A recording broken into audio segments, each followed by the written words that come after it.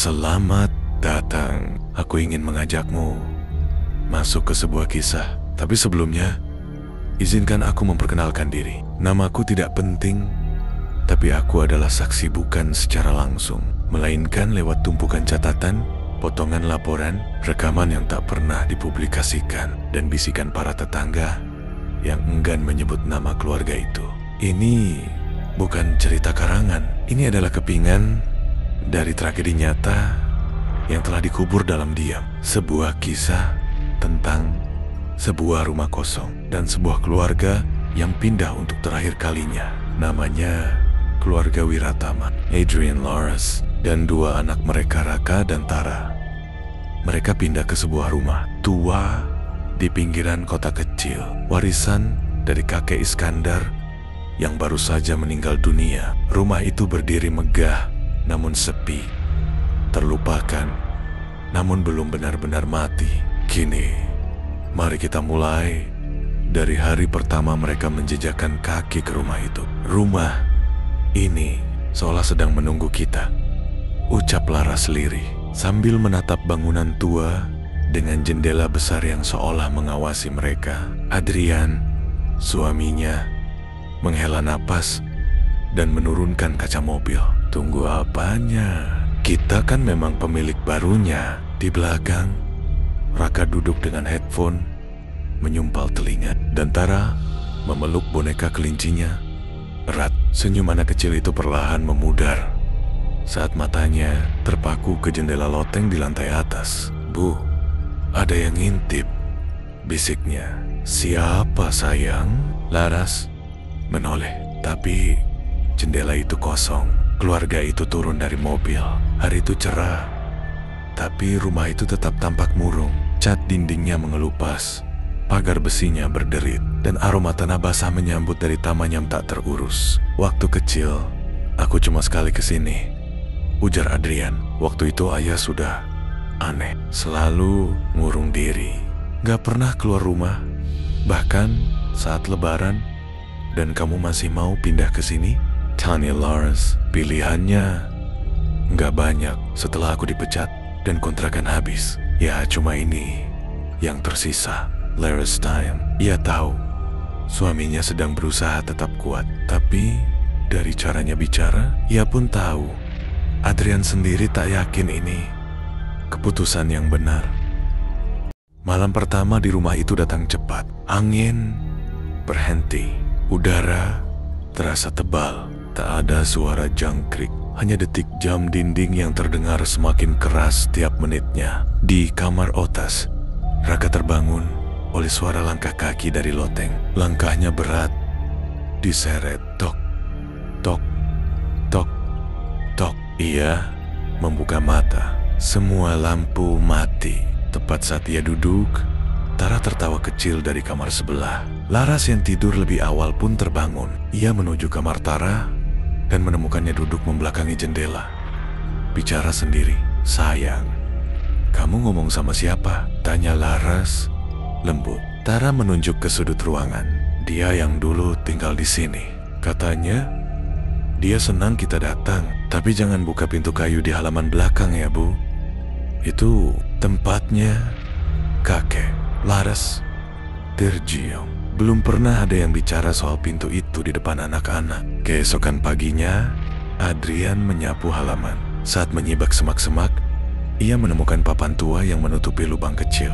Di atasnya terukir huruf besar, "Jangan pernah dibuka, Iskandar." Adrian terpaku. Ia sempat berpikir untuk mengangkat papan itu, tapi sesuatu dalam dirinya menahan. Entah firasat, entah rasa takut yang tak beralasan. Malam kedua, suara langkah di loteng berubah menjadi bisikan, dan pintu bawah tanah mulai bergetar. Malam pertama di rumah itu datang cepat. Angin berhenti, udara terasa tebal. Tak ada suara jangkrik, hanya detik jam dinding yang terdengar semakin keras setiap menitnya. Di kamar Otas, Raka terbangun oleh suara langkah kaki dari loteng. Langkahnya berat, diseret. Tok, tok, tok, tok. Ia membuka mata. Semua lampu mati. Tepat saat ia duduk, Tara tertawa kecil dari kamar sebelah. Laras yang tidur lebih awal pun terbangun. Ia menuju kamar Tara dan menemukannya duduk membelakangi jendela. Bicara sendiri. "Sayang, kamu ngomong sama siapa?" tanya Laras lembut. Tara menunjuk ke sudut ruangan. "Dia yang dulu tinggal di sini. Katanya dia senang kita datang, tapi jangan buka pintu kayu di halaman belakang ya, Bu. Itu tempatnya kakek." Laras tergiung. Belum pernah ada yang bicara soal pintu itu di depan anak-anak. Keesokan paginya, Adrian menyapu halaman. Saat menyibak semak-semak, ia menemukan papan tua yang menutupi lubang kecil. Di atasnya terukir huruf besar, "Jangan pernah dibuka, Iskandar." Adrian terpaku. Ia sempat berpikir untuk mengangkat papan itu, tapi sesuatu dalam dirinya menahan. Entah firasat, entah rasa takut yang tak beralasan. Malam kedua, suara langkah di loteng berubah menjadi bisikan, dan pintu bawah tanah mulai bergetar. Malam kedua belum banner-banner berakhir ketika Adrian terbangun karena suara aneh. Krek, krek, krek. Seperti ada yang berjalan perlahan di atas lantai kayu loteng, tapi suara itu tidak datang dari atas melainkan dari bawah lantai kamar mereka sendiri. Ia bangkit, menyalakan lampu senter di ponselnya. Laras masih tertidur. Meski napasnya tampak gelisah, Adrian mendekat ke lantai dan mendengar sesuatu yang membuatnya menahan napas. Desek terdengar seperti suara orang tua berbicara dengan pelan, namun nadanya mendesak, seperti memberi peringatan atau mungkin mengutuk. Pagi harinya, Adrian memutuskan untuk memeriksa lantai itu. Ia ambil obeng dan mencoba mengungkit papan kayu di sudut kamar. Sulit, tapi akhirnya berhasil terbuka sebagian. Yang mengejutkan bukan isi di bawahnya, melainkan apa yang tertulis di balik papan. "Tutup mulutmu, Iskandar. Jangan seret kami semua." Adrian Munder. Ia tak tahu apa maksudnya, tapi satu hal jelas, ada rahasia lama yang dikubur secara harfiah di bawah kaki mereka. Di dapur, Laras merasa ada yang berubah dengan anak-anaknya. Tara semakin sering bicara sendiri. Ia duduk berjam-jam di dekat jendela dan kadang menulis sesuatu di tembok dengan kapur. "To listen it." Selalu sama dia belum selesai. Sementara Raka mulai menjauh. Ia menyimpan catatan harian, tapi Laras tak pernah bisa membacanya. Setiap kali mencoba membuka, halaman-halaman itu kosong seakan tinta menghilang begitu saja. Malam harinya, Raka mengaku melihat sesuatu di dalam cermin kamar mandi. "Itu bukan aku, Bu, tapi dia ngikutin gerakanku persis." Di ruang tengah, Laras menemukan sebuah bingkai foto tua yang terselip di belakang rak. Foto keluarga Iskandar. Ada Adrian kecil berdiri di depan seorang lelaki tua yang tersenyum, tapi matanya hitam legam. Di belakang mereka tampak sesosok perempuan mengenakan kebaya putih pudar, berdiri terlalu jauh namun terlalu jelas untuk diabaikan.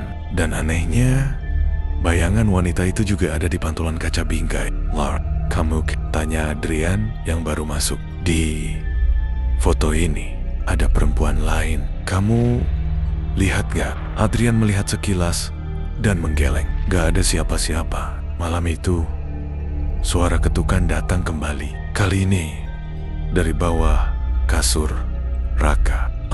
Adrian dan Laras bergegas masuk. Saat kasur diangkat, mereka hanya melihat lantai dan jejak tangan kecil berwarna hitam legam seperti arang. Tara berdiri di ambang pintu.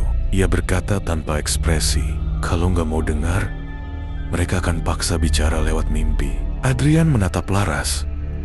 Mereka belum 2 hari tinggal di sini, tapi rasanya sudah terlalu lama.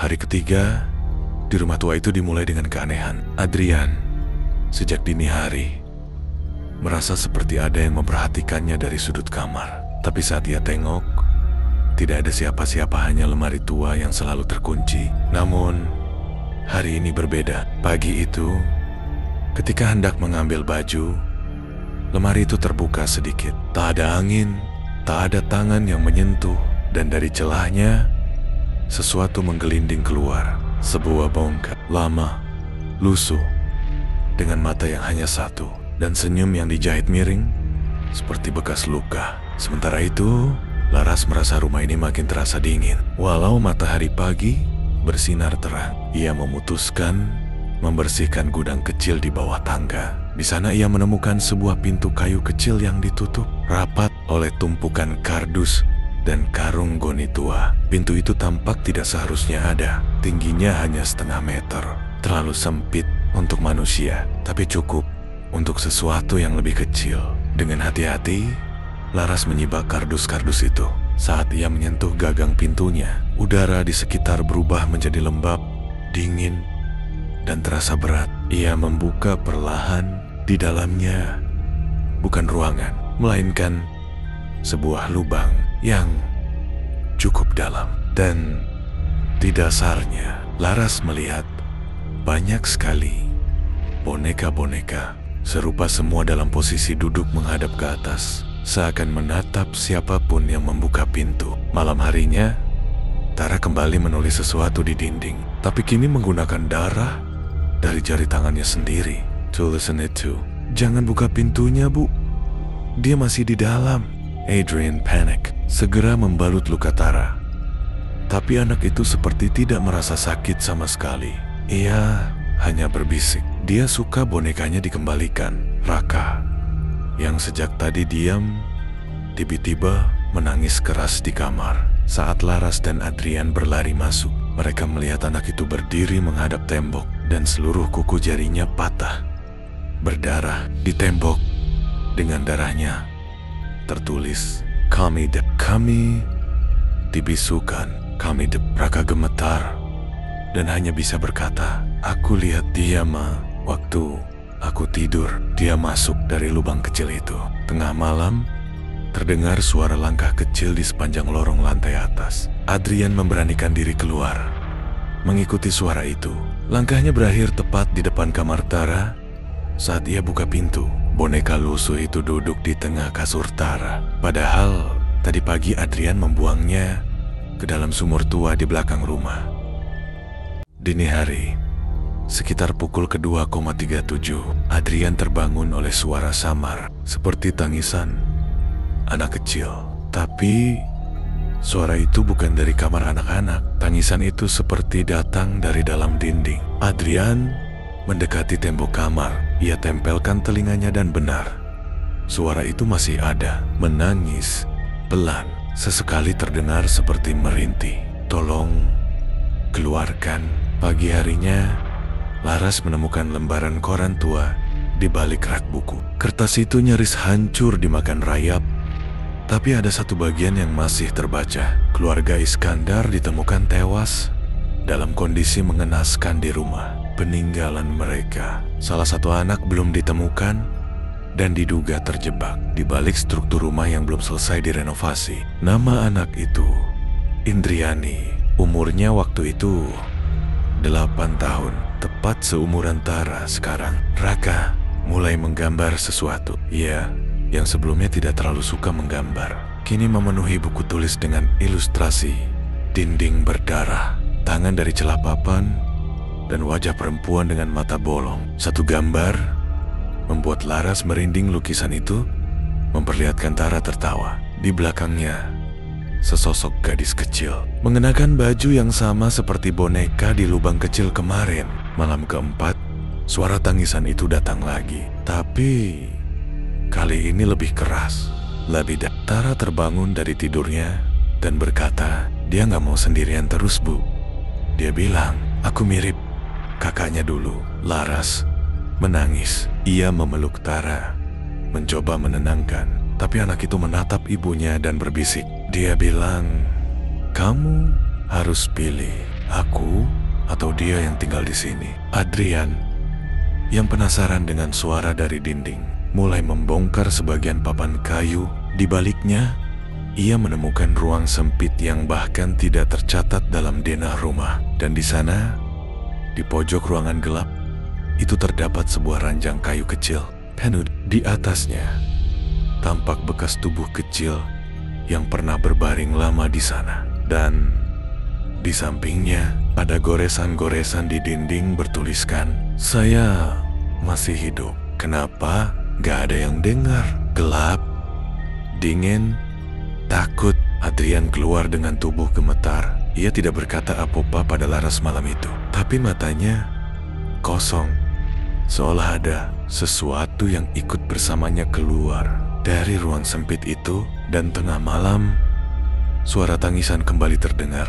Tapi kali ini bukan dari dalam dinding, melainkan dari bawah tempat tidur Tara.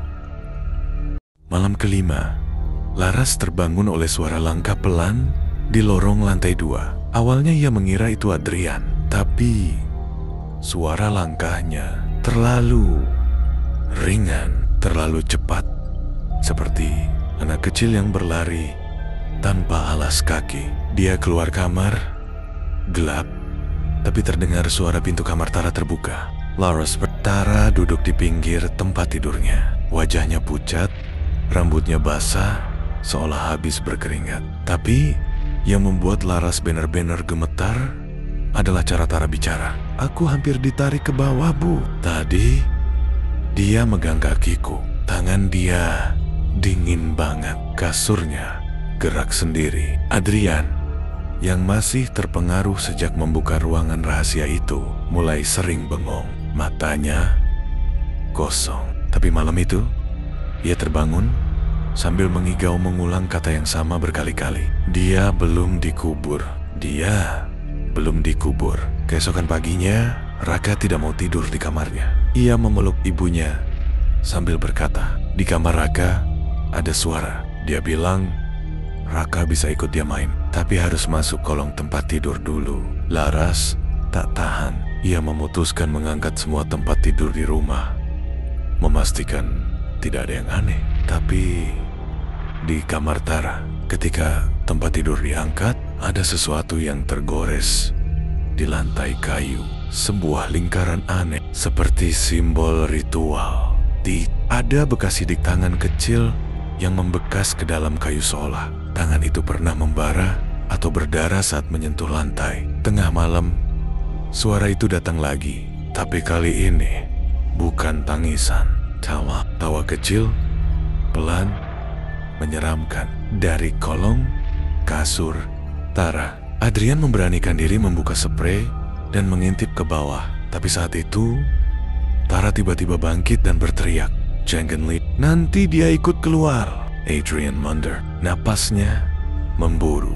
Ia tak melihat apa-apa, tapi aroma anyir darah tiba-tiba memenuhi seluruh kamar. Laras mencoba menenangkan semua dengan membakar dupa dan membacakan doa.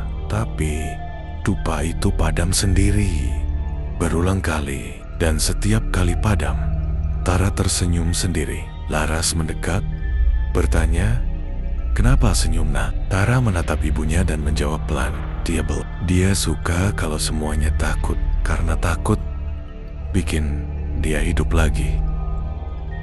Hari ke-6 cuaca mendung. Rumah makin terasa lembab dan pengap. Adrian, yang sejak malam itu sering mendengar bisikan saat sendirian, memutuskan memeriksa bagian loteng rumah. Pintu loteng sebenarnya sudah dikunci rapat, tapi pagi ini ia menemukannya terbuka sedikit, seperti mengundang. Ia naik sendiri. Langkah demi langkah, suara kayu yang dipijak seperti berdesah, berat, dan melawan.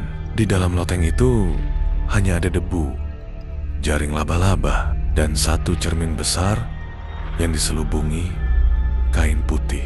Adrian membuka kainnya perlahan, dan di balik cerminnya tidak melihat bayangannya sendiri. Yang muncul di cermin adalah seorang wanita dengan gaun putih tua. Rambut panjang menutupi wajahnya, tapi ia tidak diam. Sosok itu bergerak mendekat dari dalam cermin. Adrian terlonjak. Ia menutup kain itu kembali Namun kain itu seperti tersedot ke dalam permukaan kaca, hilang begitu saja. Saat hendak pergi, ia mendengar suara berat dan dalam dari dalam cermin. Kalian harus ganti. Keluarga terakhir gagal, tapi kalian sempurna. Sementara itu di bawah, Laras memeriksa kembali dokumen lama rumah itu. Ia menemukan foto kuno keluarga yang pernah tinggal di sana sebelum keluarga Iskandar. Tapi ada keanehan. Di setiap foto keluarga lama selalu ada satu wajah yang kabur, seperti dihapus paksa dari sejarah. Dan lebih menyeramkannya lagi, wajah kabur itu bentuk siluetnya sangat mirip dengan wajah Tara. Malamnya, Raka berteriak dari kamarnya. Ketika Laras dan Adrian masuk, mereka menemukannya terkunci dari dalam. Suara teriakan terdengar dari balik pintu. "Tolong, dia ada di cermin," dia nanya. "Raka mau tinggal selamanya nggak?" Pintu berhasil dibuka paksa. Raka terduduk di pojokan. Wajahnya penuh cakaran kecil, seperti digaruk tangan anak kecil. Dan di cermin kamarnya tertulis dengan uap, "Keluarga ini milik kami sekarang." Tara, yang selama ini tampak paling tenang, malam itu mulai berubah. Ia duduk menghadap cermin dan berkata dengan nada asing, "Keluarga ini memang sudah lama kosong. Kalian cuma menempati tubuh, bukan rumahnya." Adrian memeluk Tara, tapi tubuh anak itu dingin, sangat dingin. Dan dari loteng terdengar suara tawa, pelan, serak, dan makin dekat. Setelah kejadian malam itu, Adrian memutuskan untuk tidak tinggal diam. Ia mulai menyusun kembali denah asli rumah tersebut yang ia temukan dari berkas lama. Namun, ada satu hal yang ganjil. Denah rumah asli menunjukkan adanya satu pintu kecil di belakang tangga utama. Pintu yang tidak pernah mereka lihat sejak pertama pindah. Dengan penasaran dan rasa takut yang tertahan, Adrian dan Laras mulai menggeser lemari besar yang menutupi tembok di dekat tangga. Dan di baliknya benar-benar ada sebuah pintu. Pintu kayu tua, usang, dan bertulis angka yang diukir kasar. 06, -06, -06. Pintu itu terkunci. Tapi Tara yang kini semakin sering berbicara aneh tiba-tiba berkata, "Kuncinya di dalam kotak mainan yang ada rambutnya." Mereka berlari ke kamar Tara. Dan benar saja, di dalam kotak mainan bonekanya yang tua dan berdebu, ada satu gumpalan rambut diikat tali merah. Di bawahnya, kunci besi tua. Dengan tangan gemetar, Adrian membuka pintu itu. Bau amis dan busuk langsung menyergap hidung mereka. Di balik pintu itu, ada lorong sempit yang menurun tajam menuju ke bawah tanah. Dindingnya dipenuhi coretan. "Kami sudah memperingatkan, keluarga itu sudah lunas. Jangan masuk jika masih ingin hidup." Namun rasa penasaran mereka lebih kuat dari rasa takut. Di ujung lorong, mereka menemukan ruangan berbentuk lingkaran, dan di tengahnya ada kursi goyang tua yang menghadap tembok. Di atas tembok itu tergantung foto keluarga lama yang sama seperti yang Laras lihat sebelumnya, tapi kini wajah kabur itu terlihat jelas, dan wajah itu adalah Tara. Laras, ia menoleh ke arah anaknya, tapi Tara berdiri kaku, tersenyum tipis, dan berkata dengan suara yang bukan miliknya, "Aku cuma ingin kembali duduk di tempatku." Tara berjalan perlahan menuju kursi goyang itu, duduk, dan tiba-tiba semua lilin di ruangan itu padam serempak. Gelap, hening, dingin. Terdengar suara bisikan dari segala arah. Satu keluarga lagi, satu siklus lagi, dan suara kursi goyang yang berayun sendiri dalam kegelapan. Krak, krik, krak, krik. Setelah kejadian di ruang bawah tanah, Adrian dan Laras membawa Tara kembali ke kamar. Namun sejak malam itu, Tara berubah drastis. Ia tak banyak bicara, matanya kosong, dan hanya duduk di pojok kamar sambil memeluk boneka kelincinya yang usang. Setiap malam, tepat jam 2:33 dini hari, mereka mendengar suara anak-anak tertawa dari bawah lantai rumah. Suara yang lirih namun penuh penderitaan. Laras mencoba menyusuri lorong bawah tanah itu sendirian. Tapi kini, lorong yang kemarin terbuka telah tertutup rapat, seolah tak pernah ada. Ia kembali ke ruang tamu dan melihat sesuatu yang membuatnya hampir pingsan. Tara sedang menggambar sesuatu di dinding. Bukan gambar biasa, melainkan sosak-sosak anak kecil dengan kepala terbalik, berdiri di sekitar kursi goyang. Adrian kemudian mencari tahu lebih dalam sejarah rumah itu. Ia berhasil menemukan satu arsip koran tua di perpustakaan kota. Berita utama bertanggal 6 Juni tahun 1996, satu keluarga ditemukan tewas terkunci di ruang bawah tanah. Anak-anak mereka hilang dan tak pernah ditemukan. Yang membuat Adrian merinding adalah foto keluarga dalam artikel itu. Wajah sang anak perempuan mirip sekali dengan Tara. Malam itu, suara dari lantai bawah semakin keras. Adrian dan Laras mencoba mencari sumber suara, namun suara itu selalu berpindah-pindah, seolah rumah itu hidup dan mempermainkan mereka. Lalu, tepat pukul 3 pagi, semua lampu rumah padam. Di tengah kegelapan, dari arah tangga, terdengar suara langkah kecil, pelan, teratur, dan suara bisikan anak-anak yang berkata, "Kita temukan dia yang baru. Sekarang kita bisa bermain lagi." Speed. Tara yang sebelumnya hanya diam, tiba-tiba tertawa. Tertawa keras. Tertawa seperti banyak suara sekaligus. Suara tawa anak-anak itu menggema sepanjang malam. Tara berdiri di depan kamar, menatap kosong ke tangga yang menuju bawah. Lalu dengan suara pelan, namun penuh tekanan, ia berbisik, "Mereka belum selesai bermain." Adrian yang mulai tak tahan dengan semua ini, berusaha menenangkan Tara. Tapi saat ia menyentuh pundaknya, Tara mendadak menoleh dengan tatapan tajam yang bukan miliknya. Matanya seperti kosong, namun dalam, dan bibirnya menggumam sesuatu dalam bahasa yang tak dikenali. Pagi harinya, Laras memutuskan kembali membuka ruang bawah tanah. Ia mencungkil lantai kayu tempat lorong sebelumnya muncul dan akhirnya berhasil menemukannya kembali. Tapi kini lorong itu lebih panjang dan dalam, seolah telah berubah. Ia masuk dengan senter dan perekam suara. Saat menyusuri lorong itu, ia menemukan sesuatu yang mengerikan. Deretan boneka anak kecil, semua dalam kondisi rusak dan bernoda merah, berjajar seperti sedang menonton pertunjukan.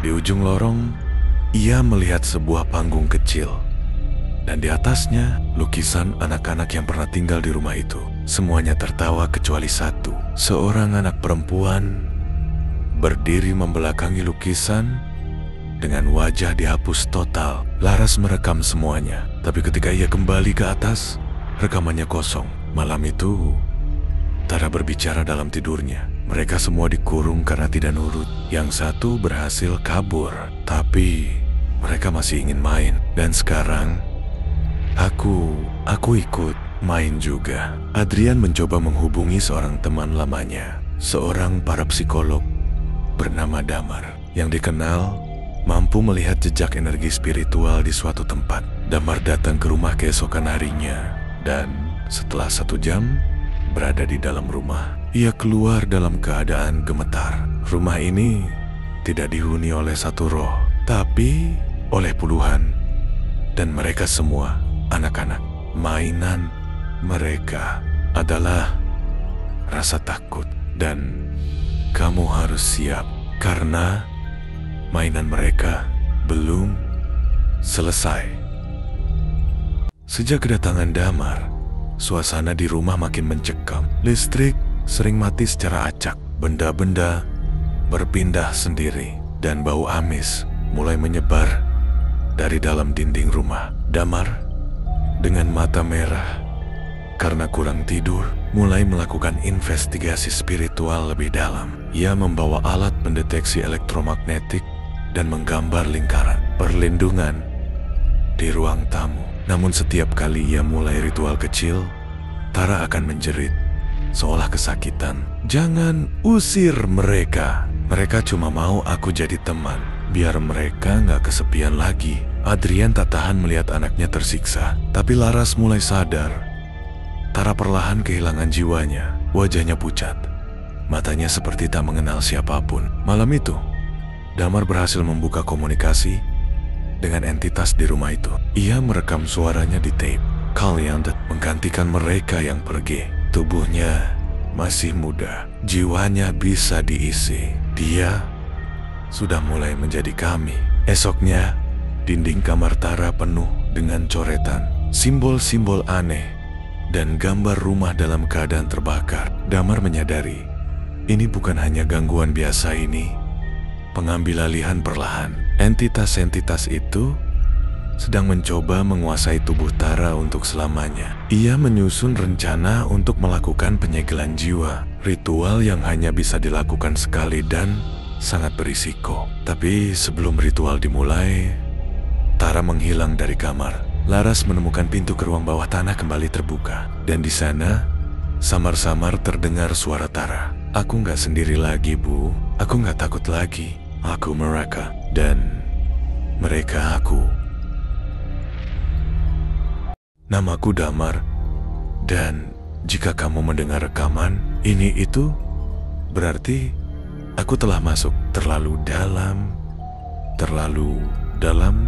hingga tak ada jalan kembali. Malam itu adalah malam yang terasa seperti puncak dari semuanya. Angin tidak berhembus, tapi dedaunan bergoyang di luar jendela seperti digerakkan oleh sesuatu yang tak terlihat.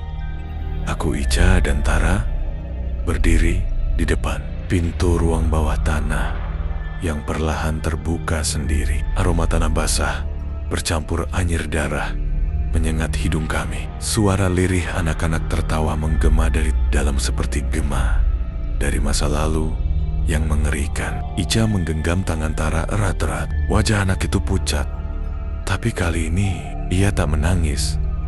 Ia hanya menatap kosong ke arah kegelapan di bawah sana dan berkata, "Mereka menunggu kita, Ibu." Kami menuruni tangga perlahan. Dindingnya penuh goresan seperti cakaran kuku dan ukiran. Simbol-simbol yang bahkan aku yang sudah meneliti hal-hal gaib selama bertahan-tahan tak mampu mengenalinya. Di dasar ruang bawah tanah, kami menemukan altar batu tua. Di sekelilingnya terdapat boneka-boneka, usang lilin hitam yang sudah meleleh habis, dan kerangka-kerangka kecil dalam posisi duduk membelakangi altar. Mereka seperti sedang mengelilingi sesuatu, dan sesuatu itu adalah sebuah kerangka utuh yang lebih besar. Berpakaian seperti perawat, wajahnya menghadap ke langit-langit yang hitam pekat. Di dadanya terukir tulisan, "Aku korbankan diriku agar yang tak terlihat tetap tertidur." Jantungku berdegup cepat saat tape recorder di tasku menyala sendiri. Suara lirih namun jelas terdengar. "Ulangi atau ulang sejarah berdarah itu. Ritualnya belum selesai." Aku tahu ini bukan hanya rumah tua angker. Ini adalah tempat penyegelan sebuah gerbang antara dunia kita dan dunia yang tak seharusnya pernah terbuka. Dulu keluarga yang tinggal di rumah ini berusaha menghentikan kutukan itu. Mereka gagal, dan sekarang giliran kami. Aku mengambil posisi di depan altar. Ica berdiri membacakan mantra yang ia temukan di jurnal almarhum ayahku. Sementara Tara menaburkan abu dari ruangan belakang ke sekeliling lingkaran simbol. Suara-suara mulai terdengar. Bisikan tangisan dan jeritan anak-anak yang terjebak di antara alam. Tiba-tiba dinding bergetar. Kerangka perawat itu bergerak, matanya terbuka perlahan kosong, lalu meneteskan darah hitam pekat. Dia menatap Tara. "Kau adalah penggantiku," bisiknya. Aku berteriak, "Jangan, aku yang mengambil tempatnya." Seketika itu juga, angin berhembus kencang dari segala arah. Lilin-lilin menyala sendiri, dan semua simbol di dinding bersinar merah. Dunia di sekitarku mulai memudar, tubuhku seperti ditarik paksa keluar dari ragaku sendiri. Namun, saat terakhir sebelum kesadaranku hilang, aku melihat Tara berlari memeluk Ica. Mata perawat itu menutup perlahan, dan altar mulai runtuh bersama tanah di sekitarnya. Pagi itu kami terbangun di ruang tamu rumah. Rumah itu sepi. Terlalu sepi, semua simbol dan kengerian menghilang. Hanya satu hal yang tersisa, kerangka perawat itu telah menghilang. Dan di dada Damar terukir kalimat baru, Aku adalah penjaga berikutnya. Namaku Ica dan ini adalah rekaman terakhir dari cerita yang seharusnya tak pernah disebarkan. Tapi jika kamu mendengarnya, itu artinya semuanya belum benar-benar berakhir. Setelah malam ritual itu, kami keluar dari rumah tua itu dengan tubuh dan pikiran yang hancur. Tara tertidur dalam pelukanku sepanjang perjalanan pulang. Damar, dia masih hidup, tapi bukan lagi Damar yang dulu.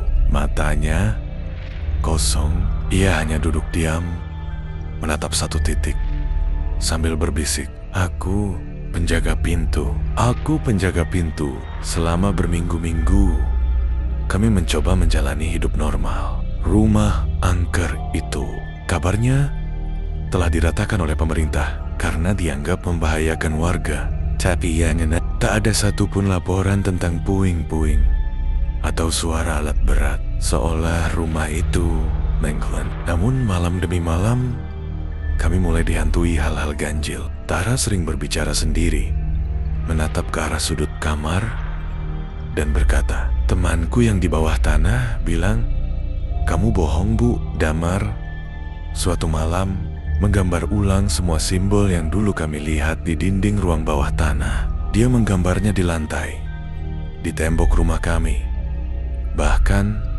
di tubuhnya sendiri.